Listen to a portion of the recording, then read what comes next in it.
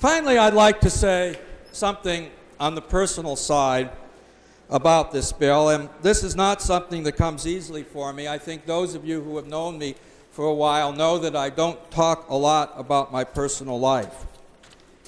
But I refuse to let other people question the validity of my own life experiences. I have been told by many people who oppose this bill that sexual orientation should not be included in the human rights law because it is a choice. Because it is a choice that people make, and if they make a choice, they can change that choice. Well, let me tell you that I am a 55-year-old gay man, and I am not just going through a phase.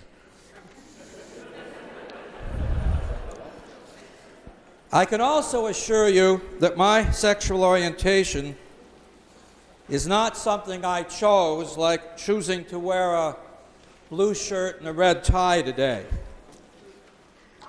Why in the world would I have chosen it?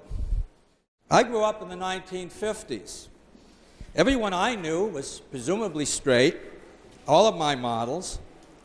Homosexuality was something that people only whispered about. My first awareness of what I was filled me with absolute panic. I did everything I could to change. I dated girls, I denied my inner feelings, I sought psychiatric care. I didn't make a choice about that. I could do nothing about what I was. I did make a choice. My choice had to do with how I would deal with who I was.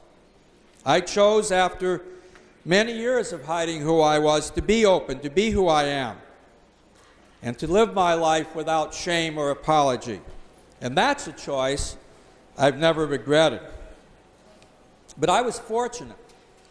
When I came out, I was already a tenured college professor.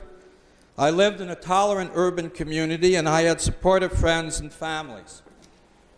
Not all gay and lesbian people are that fortunate. We are what we are. And we are asking only that we have the same rights that others take for granted, nothing special. Just the right to a job commensurate with our ability, the right to decent housing, the right to a good education. And that's all this bill does. I've been working on this bill for 20 years. The first time it came before the Minnesota Senate was exactly 20 years ago when late Senator Nick Coleman asked the Minnesota Senate to pass it. And I think the Senate has considered this bill about 8 times over the last 20 years. So it's not exactly a new issue. It's going to be resolved, and I think the time to resolve it is now. It's time, Minnesota.